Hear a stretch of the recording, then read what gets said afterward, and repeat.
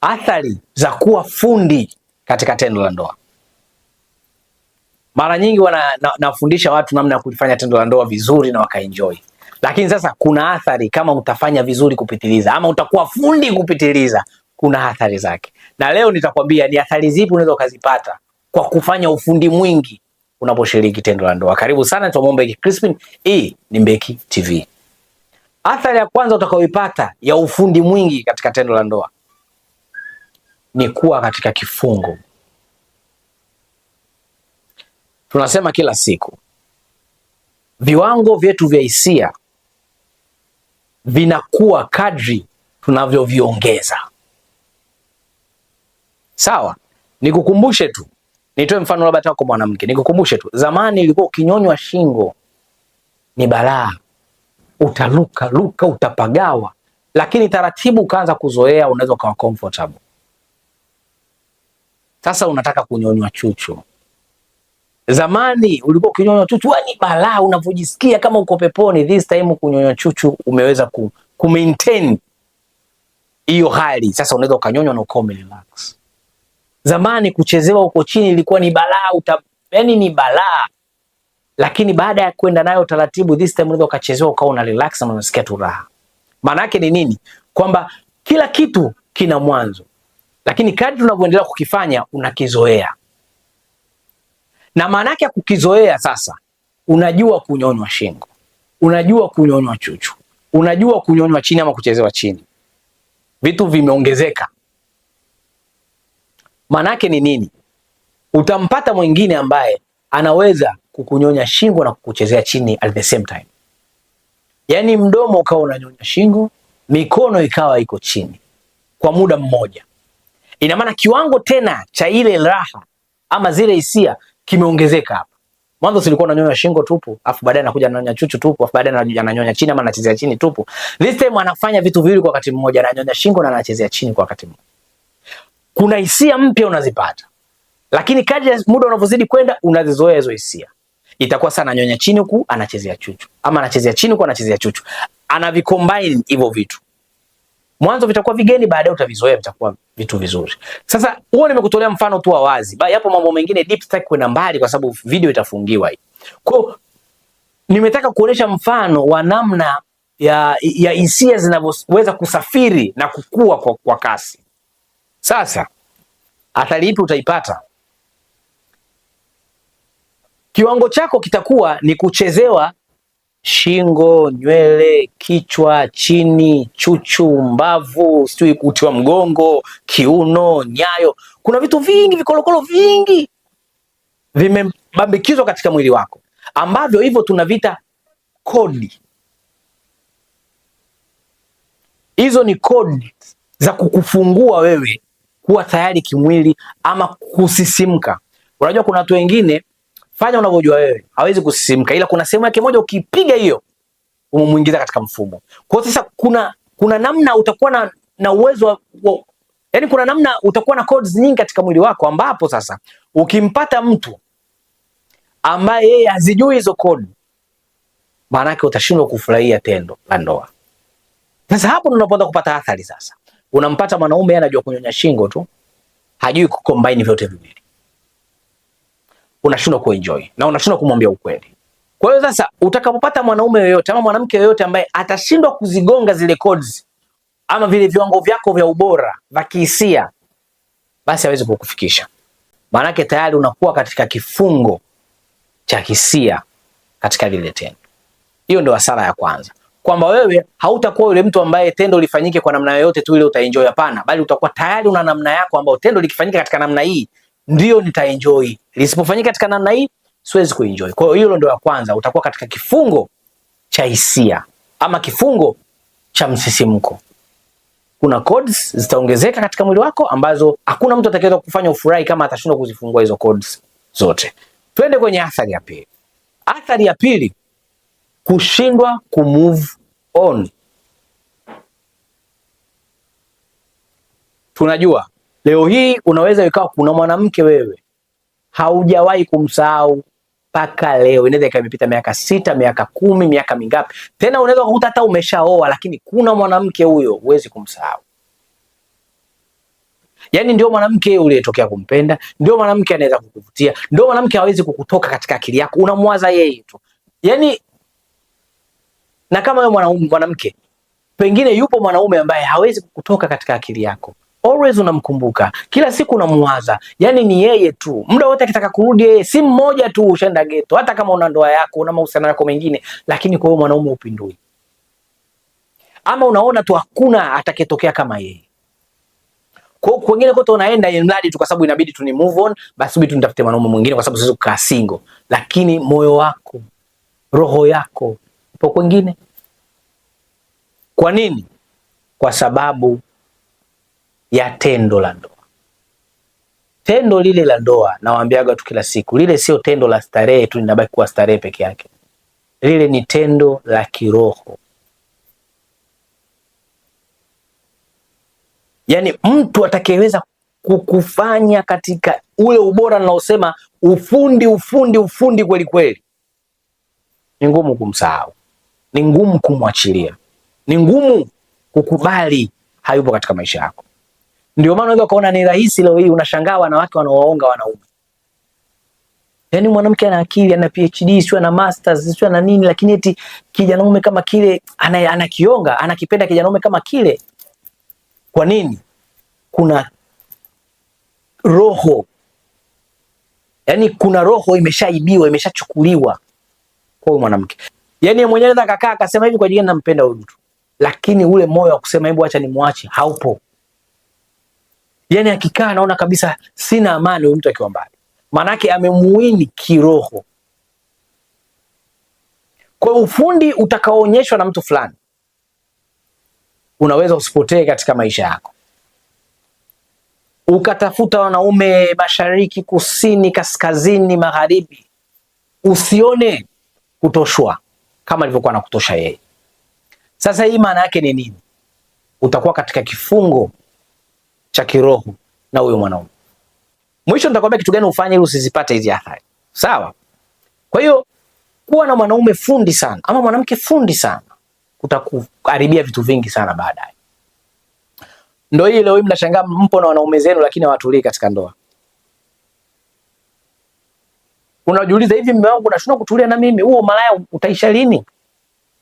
Unafikiri rahisi, kumbe kafungwa kiroho. Na sio kiroho kwa miki uchawi, lile tendo ni la kiroho. Ndio maana nasema hivi, hebu niwapeni siri kidogo, lile tendo ni kama agano. Ndio maana mwanamke akianza kulifanya lile tendo lazima atoke damu. Kwa lile tendo sio la kawaida. Bikra ile ni kama umechinja pale. Ni agano kabisa lile. Kwa lile tendo ni la kiroho mama, sio la kimwili. Kwa ukipata mtu anaweza kuifanya hiyo ibada vizuri, kama vile wanavyosema wana Mungu, ukiweza kumuomba Mungu kweli kweli, ukamka usiku unakesha, majibu yako yanakuja. Sasa mtu atakayefanya ufundi katika lile tendo ni kama mtu aliyeabudu sana. Mungu hawezi kunyima maombi. Kama unaweza kusimama usiku na kumwomba Mungu, kukesha mikesha, kumwomba Mungu akufanyie wepesi kwenye jambo fulani, Mungu anakufanyia wepesi. Ndivyo itakavyokuwa kama utaweza kuonyesha ufundi katika lile tendo. Huyo mwanamke ama huyo mwanaume apindui kwako tena. Yaani limbwata liko pale tu, hata kuja kupindua. Kwa utakuwa na mwanaume unamwona atulii, mchepuko, kila siku malaya, kila siku. Huyu kishafungwa kiroho. Kuna muda inabidi tu muombe. Roho ishindane na roho. Sio, unanielewa? Kwa umepata mwanamke, unamwona mwanamke wako kivuruge, atulii, mwanamke kila siku kagongwa, kwa hiyo mwanamke mapepe. Huyu mwanamke wangu vipi? Utakuta mkeo naye pia kafungwa kiroho na mwanaume fulani. Yaani kuna mwanaume anampiga vitu, yaani ndo anampa vitu vyake. Kwa hiyo athari nyingine utakayoipata ni kifungo cha kiroho katika lile tendo. Hakuna sehemu nyingine yoyote utakayoenjoy zaidi ya kwa yule mwanaume tu au mwanamke. Hakuna sehemu nyingine yoyote utakayopenda kuwa zaidi kwa mwanaume tu au mwanamke. Hakuna mtu mwingine yote utakayopenda kuwa naye zaidi ya mwanamke tu au mwanaume. Tukikuuliza unampendea nini, haujui. Tukikuuliza kwa nini unataka kuwa naye, haujui. Yaani wewe mwenyewe haujui, lakini unaona tu mimi huyu ndo mtu ninayetoshwa naye. Lakini pia kwa yule anayeonyesha ufundi mwingi kwa mwenzake pia atakuwa katika hali mbaya sana. Ndio wewe unaona mtu anakupiga bastola kwa sababu unaambia umuache. Ndio ile unataka kumwacha mtu move on, mtu hataki umuache, anakungangania tu, mimi uniachi, anakufanyia fujo kwenye kila ndoa yako utakaoingia. Ukiolewa huku kaja kufanya fujo kwa mumeo. Ukioa kule kaja kufanya fujo kwa mkeo. Yaani unashangaa mtu anakuganda katika maisha yako akuacha, anakungangania. Unashangaa wewe wanaume si wako wengi, utafute wengine. Mimi nitashakwambia, mimi nitakunywa sumu, nitajiua, mimi nitamuua mke wako. Mara watu wanajiua, mara watu wanafanya vitu kwa visa tu. Mwanaume anakuganda na kufatafata, jamani wewe mwanaume. Kwa nini wanawake wengine hawapo? Anakutaka wewe tu. Wewe unataka mumeolewa, mimi sikubali. Yaani mimi ukija kuniacha mimi nitaua. Yaani visa na mikasa na kutokea. Kwa nini? Umempa ufundi mwingi, umeshamfunga kiroho. Hawezi kukuacha. Unaniuliza, mwalimu, kuna mwanaume mimi nishaachana naye sasa hivi na maisha yangu, lakini bado ananifuatilia, anasema atanaribia kwa mume wangu. Ufundi uliomuonyesha mama, umemfunga mwenzako kiroho. Hawezi kuendelea mbele. Kwa hiyo ndio athari ya pili utakayoipata kama utaonesha ufundi mwingi ama kutatokea ufundi mwingi katika kushiriki tendo la ndoa. Athari ya tatu utakayoipata kwa kufanya ufundi mwingi katika tendo la ndoa ni laana. Sitaki kukupeleka mbali, lakini nataka nikwambie kitu kimoja. Sababu ya ushoga ilipoanzia, sababu ya watu kuingiliana kinyume na maumbile ilipoanzia, sababu ya watu kufanya uchafu mwingi katika tendo la ndoa ilipoanzia, ni huo ufundi mwingi. Unajikuta kila kitu umeshafanya, unaanza sasa kuleta ubunifu sasa.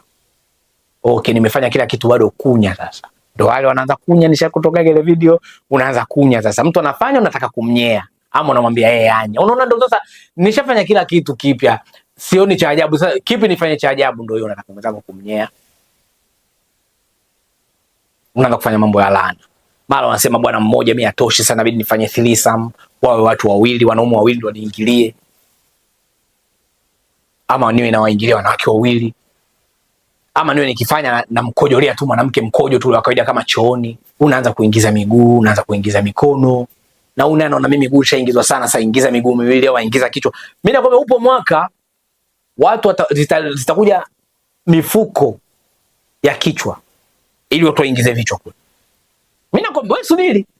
Tulia hivyo hivyo. Silikuwa vidole watu sasa wanaingiza mikono, wanaingiza na miguu. Tulia hivyo hivyo. Itakuja mifuko ya watu waingize kichwa huko. Kuna vichwa vitaingia. Na itakuwa mwanamke bila kumuingiza kichwa chako hiki, kichwa hiki huko, au hujamfikisha. Sasa hivi si wapo wanawake bila kumuingilia kinyume cha maumbile hujamfikisha, ama wapo wanaume usipowapa nyuma hujawafikisha. Maana sasa pia wapo wanaume bila kuatia vidole hawajafika. Na ndio hii maki ya ushoga sijaimaliza, ndio hii. Wanaume wamefanya sasa, wako na mbona hamna excited yote sasa, na sisi tuanze kufanywa tuone hali koje. Ukifuatilia historia za watu walioanza hii michezo, walianza kama for fun tu, kwamba kwani na mimi nikifanya hivi inakuaje? Hawajafanya ile tikwa eti kwamba walijua kama ni laana. Wanafanya ni kama kuzistarehe tu. Kisha fanya mengi, anataka sasa kufanya mengi zaidi, aonekane ndio wa mwanzo kuyafanya. Wanaanza kuingiliwa. Wanaume sasa hivi wapo na wanaitiwa vidole na wanatiwa mipaipu ya nyuma ile na nini. Wewe unampata mwanaume wako, unaona kila kitu unampa, lakini atulii, bado endelea na umalaya. Kumbe nini? Vile viwango vyake vya hisia vimeshakuwa vikubwa, sasa hawezi kulizika mpaka atiwe ile magongo. Atiwe vidole. Hawezi kukwambia mtie vidole mkewe na kuonea aibu. Ndio anatafuta wale michepuko ambao unaona miaka yote michepuko yake haiachi. Kwa nini? Mbona vijana mke vimbaumbau, vijana mke havieleweki, lakini kaviganda. Kumbe wanavyomfanyia huko wewe hujui. Kwa hiyo athari ya tatu ni laana. Ndio hapo utaanza kutiwa vidole wewe mwanaume. Mara wewe mwanaume ndio utaanza kugeuzwa kufanywa. Mara wewe mwanaume utakuwa usimamishi mpaka ufanywe ndio uanze kusimamisha. Mara mwanamke utakuwa uliziki na mrija unataka kuingizwa na mikono. Mara mwanamke uliziki na mwanamume mmoja unataka uwe na wanaume wawili wote kuingilia kwa pamoja. Mimi nakwambia itafika karne mwanaume anamtongoza mwanamke anaambia tuko wawili. Yaani uwe boyfriend, system boyfriend wako. Sio ile kwamba kumnunue kumpa hela, no. Tupende. Kwani sasa hivi haijafika? Wapo wanawake wako tayari kuwa wawili kwa mwanaume. Bwana wewe unampenda, na mimi nakupenda, tuwe wawili fresh. Tutapeana zamu. Sasa itafika kipindi hao wawili wote wanakuja na mnafanya wote pamoja. Kitanda kimoja. Itafika tu hao wanaume wako mchepuko wako wawili. Si wanaume wakijuana wanapigana. This time watakuwa wapigane. Watakuwa wanakuja kwako pamoja na unalala na wote wawili pamoja. Ndio laana naoisema itakayoenda kufikia. Kwa hiyo hizo zilikuwa ni athari tatu za kufanya ufundi mwingi katika tendo la ndoa. Na nilisema nitakwambia nini ufanye ili usizipate hizo athari. Jambo unalotakiwa kulifanya ni gumu kidogo, lakini lifanye. Ni jambo gani? Fanya tendo la ndoa kwa afya na kwa kiasi. Jitafakari, mimi ukinifanya nini nafika kileleni? Kwa mwanamke, labda mimi ukinichezea hapa nafika kileleni. Basi muelekeze mwanaume wako, nichezee hapa nifike kileleni. Fanya vitu ambavyo unajua ni average, ni vya kawaida ambavyo kwa mwanaume yoyote unaweza ukafanyiwa. Usifanye vitu kupitiliza kwa sababu hujui ya kesho. Wewe mwanaume pengine kesho watu kuwepo, nani atakufanyia hivyo? Pengine wewe mwanamke kesho watu kuwepo, nani atakupa hivyo? Kwa hiyo hakikisha ukiwa katika tendo la ndoa usifanye vitu vya ubunifu kupitiliza. Itakuja kukukosti miaka ya baadaye. Najua hapo wengine tayari shawa cost this time. Kuna wanaume wao uambii kitu kwa mwanamke fulani, na kuna wanawake wao uambii kitu kwa mwanaume fulani. Tayari washaingia katika hiyo athari ama katika hiyo hasara, Kwa hiyo nakuomba, kama unataka kuepuka hii hasara, ni ngumu kuiepuka, lakini njia ya kuiepuka hii hasara ni njia moja tu. Punguza ubunifu katika tendo la ndoa. Punguza mambo mengi katika tendo la ndoa. Msingi huo ni mmoja tu. Mwenzako afike kileleni na ufike kileleni.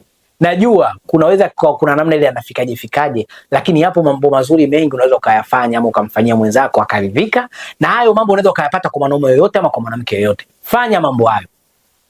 Acha ile mambo umedandiadilisha afu umeangukia. Watoto siku hizi mna mambo barabarani. Unadandiadilisha afu unaangukia. Afu ile kama unaidondoka. Nadhani video umeielewa. Najua wewe pengine leo upo katika hiyo athari tayari, si ndio? Sasa kama unaona upo katika huo ugonjwa ama hizo athari, nitafute kwa namba zangu za simu tuweze kuangalia tunasaidianaje ama na kushauri kwa namna gani unaweza ukaivuka hiyo hali. Kama unajisikia upo kwenye kifungo cha kiroho ama upo katika kifungo cha msisimko ama upo katika laana, sasa yani ushafika katika stage ya mwisho ya laana, yani wewe ni unafanya laana ile balaa, shetani mwenyewe anakaga pembeni, anachikilizia mchezo, anasema huyu kiumbe huyu si kwa ingine Mungu alinitamia, shetani akamwacha huyu kiumbe wake. Kwa hiyo ukiona umefika katika hiyo level kubwa, nitafute. Hakuna marefu asiona ncha, hakuna jambo linaloshindikana chini ya jua, nitakusaidia. Namba zangu za simu unaziona hapo. Lakini pia comment, unadhani wewe upo katika stage ipi? Tayari umeshaathiriwa na ufundi mwingi katika tendo la ndoa ama bado? Kama bado, chukua ushauri nilokupa, punguza ufundi mwingi, punguza ubunifu ili ujiweke katika sehemu salama. Kama tayari, nitafute, tutashauriana. Mimi nakushukuru sana bwana kwa kubaki na mimi mwanzo mpaka ninapoelekea mwisho. Mwisho wa kipindi hiki ndio mwanzo wa kipindi kinachokuja. Hadi wakati mwingine tena, ulikuwa na mimi Mombek Crispin. Bye bye.